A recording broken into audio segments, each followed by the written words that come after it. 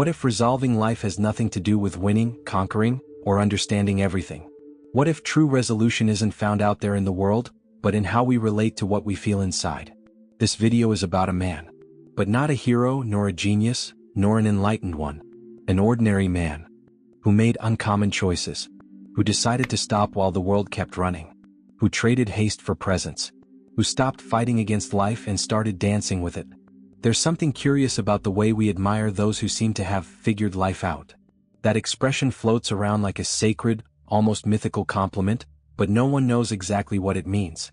There's no diploma, medal, or public announcement to confirm such an achievement. And yet, when someone reaches that quiet aura of serenity, the world watches with fascination, without understanding. Maybe because deep down we all desire that state but few know how to name it. This idealization stems from an old confusion. We associate balance with perfection.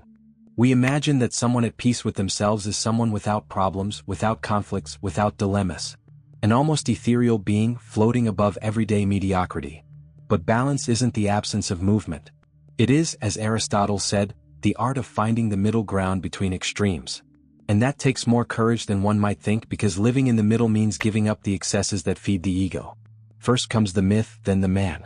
We create heroes based on what we assume they are, and only later realize they're made of the same doubts that dwell in us. The difference is that at some point they chose to stop resisting reality. This figure who figured life out may not have done anything spectacular, they just found a more honest way to live with themselves. No tricks, no masks, no manual. And that's what's scary, realizing there's no magic. Figuring life out has nothing to do with controlling everything, but with changing how we position ourselves in front of what can't be controlled. It's less about winning, and more about understanding. As if, instead of climbing a staircase, true resolution were learning to sit still on any step, at peace, even without knowing what comes next. We live in a time when being at peace feels almost defiant. Peace sounds fragile, boring, or even irresponsible. After all, who settles for peace when they could conquer the world? But this man who didn't seek applause, didn't chase the spotlight, didn't armor himself against fear, dared to do just that, choose inner silence as a strength. He didn't defeat the world. He defeated the need to defeat it. Here, peace reveals its rarest face. It becomes a luxury.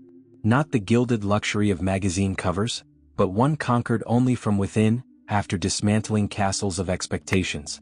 While everyone is at war, wars with time, with the body, with others' opinions, he withdrew from that battlefield. He didn't run away. He just disarmed himself. And in doing so was radical. Choosing peace today is an act of resistance.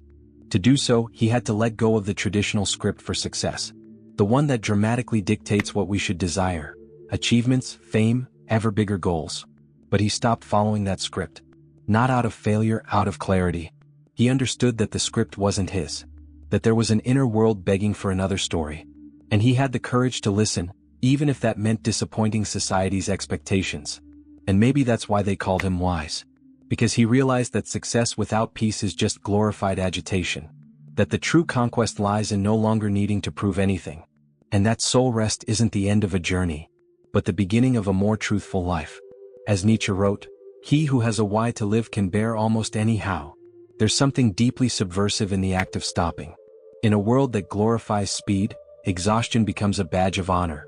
We run as if the finish line were just around the corner, as if life's meaning were hidden behind one more task completed. But this man, he stopped. And by stopping, he dared to ask a dangerous question: why? Why run so much? For whom? And where to, after all? This pause wasn't rest, it was rebellion. An almost heroic act in a system where a person's worth is measured by their ability to remain exhausted. Stopping takes courage because it forces you to face what the noise hides. In silence, forgotten truths surface, ignored dreams return, and the avoided questions appear. And there, with no audience, no metrics, he did what few do. He looked within. To the system he seemed to be falling behind. But for the first time he was actually going somewhere real. He stopped treating life as a marathon, where someone is always ahead and someone behind, and began to treat it as a question. Not an equation to be solved, but a poem to be lived. Urgency gave way to presence, and productivity yielded to meaning. In this simple and radical act, he reminded the world of a forgotten truth. You cannot arrive at a true destination without knowing why you're walking. While most people run to get away from themselves, he stopped to find himself.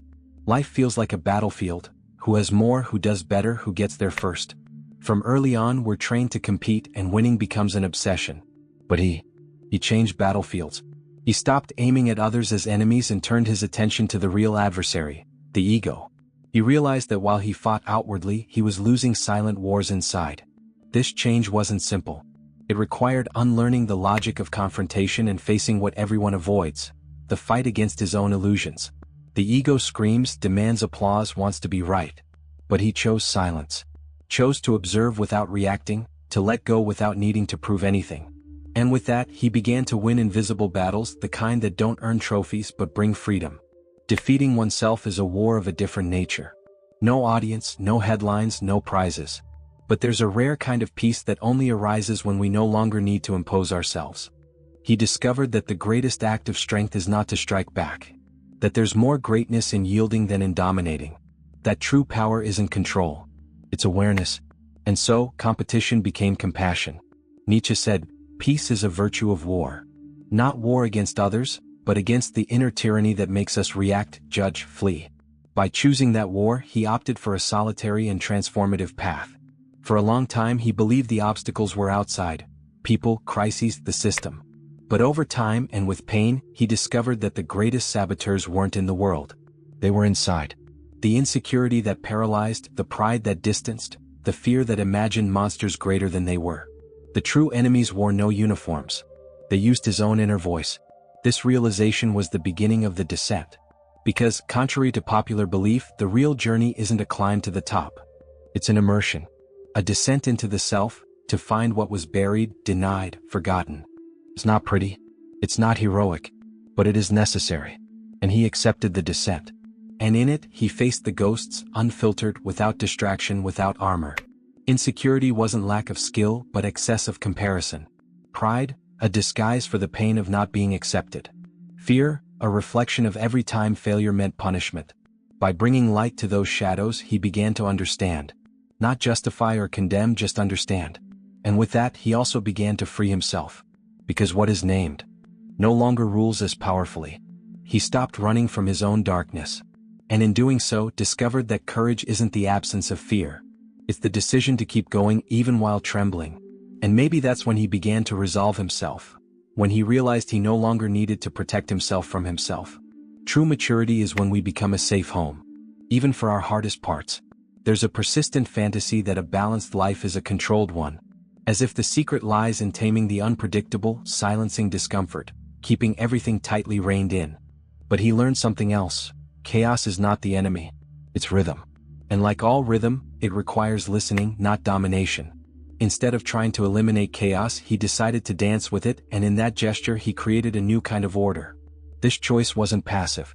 Accepting chaos isn't resignation. It's understanding its cyclical, vital, pulsating nature. Like the seasons of the year, like the tide of the sea. Resisting what's alive only creates more friction. By surrendering, he began to move with the world, not against it. And in that flow, he discovered a strength that doesn't come from control, but from presence. From the body that feels. From the soul that trusts. He realized that all attempts at excessive control come from fear. And fear is always about losing something that can't be guaranteed. By letting go of the illusion of predictability, he gained something rarer. Trust. Not the arrogant trust of someone who believes everything will go right, but the serene trust of someone who knows that even if it goes wrong, they'll still know how to go on. The order that was born from that was silent, almost invisible, but real. Heraclitus wrote, "The only constant is change." By truly living this, he made peace with what cannot be predicted.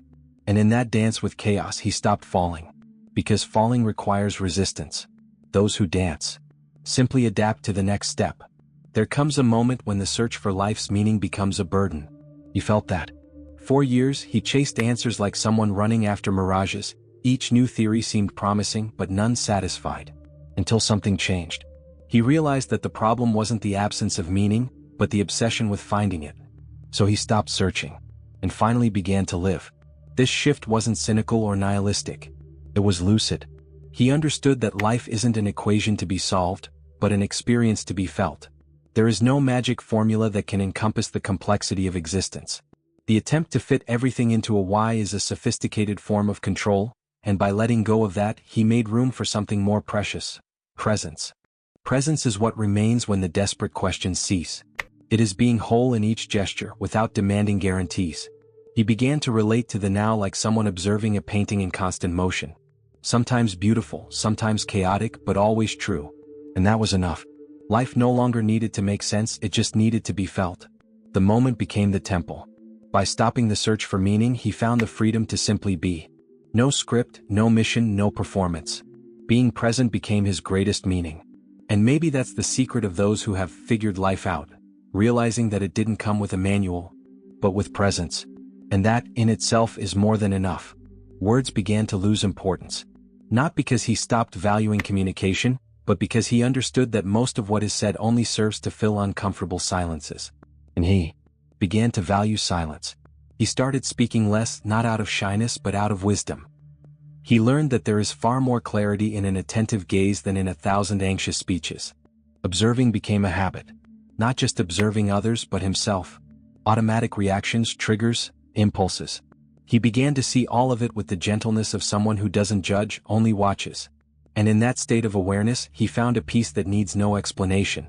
Because observing without haste is also a way of loving without needing to change anything. Expecting less was liberating. He stopped expecting answers, returns, reciprocity. He stopped expecting others to be what he had idealized. This surrender wasn't defeat, it was maturity. When you expect less, everything that comes is a gift. And everything that doesn't wound. He stopped projecting, demanding, idealizing. And with that he became light. Invisibly light. And in the end he allowed himself to feel everything. The good, the bad, the ambiguous. Without filter, without shame. Because he understood that vulnerability isn't weakness, it's raw courage. Only those who feel deeply can live authentically. And he who once wanted to master life, ended up being tamed by it. And in that paradox he found freedom. It was subtle. There was no marked date, no ceremony.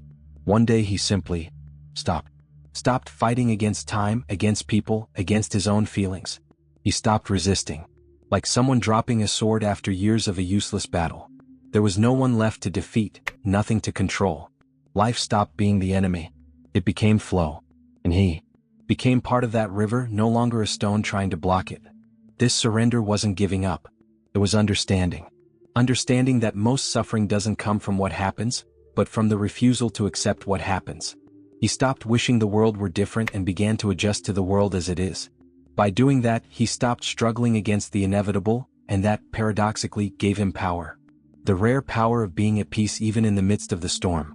He discovered that resisting is exhausting, draining, bittering, and that the opposite of resistance is not weakness, it's lucid presence. When he stopped reacting to everything as if it were a threat, he began to perceive nuances, subtleties. Life, once heavy, gained a new texture, lighter, more organic, more authentic. He no longer needed to conquer life. He just needed to live it. Without mental cages, without emotional walls. Freedom, he realized, wasn't about doing whatever he wanted, but about no longer fighting what is. Surrender became the peak of his consciousness. A state of active yielding where nothing needs to be forced. As Lao Tzu said, life is a series of natural and spontaneous changes. Don't resist them, that only creates sorrow. He finally understood. And stopped resisting. In the end it became clear. Life is not something to be figured out. It is fluid, unstable, paradoxical. Full of cycles that begin and end without warning. It wasn't life that changed, it was him. Because instead of trying to fix the world, he chose to become whole within it. This shift in focus was simple and monumental. He no longer sought external guarantees. He began to cultivate internal coherence. And with that, everything around seemed to take on a new color. Resolving oneself is a silent process, far from applause. It involves digging up old pains, questioning inherited truths, rewriting your story with more honesty. And he did that. Without spectacle, without a manual. Just listening to what life was trying to say beneath the noise. Every gesture became more conscious. Every choice more aligned. It wasn't perfection, it was lucid presence. The legend that he figured life out is beautiful. But it's just that, a legend. The truth is more humble yet more powerful. He simply figured himself out. He calmed the inner wars, forgave his own flaws, and stopped expecting everything to fall into place. And that gesture, so internal, so invisible, was what changed everything. Not by magic but through maturity. Maybe that's what so many people seek without knowing. Not a manual to solve life, but a way to live in peace with the fact that it will never be fully solved. Life is still full of questions. But he stopped running from the answers that only silence can offer. In the end, there is no life manual that tells us what to do with our anguish, our fears, our deepest doubts. But there is something rarer and more real, the possibility of living at peace with the mystery. Of making peace with who we are, with what we feel, with what we cannot control. Maybe figuring out life is just that, stopping the expectation that it will be figured out. Maybe the big shift isn't about understanding everything, but about inhabiting each moment with more honesty and less resistance. And you? Have you been fighting to figure out life? Or learning to figure out yourself? What invisible war are you still fighting inside? If this video touched something in you, leave a comment. Share your experience. And watch the content that's now appearing on your screen. It might be the next step in your journey. Subscribe to the channel and turn on notifications. Not to follow a trend, but to keep finding content that respects your time and your depth.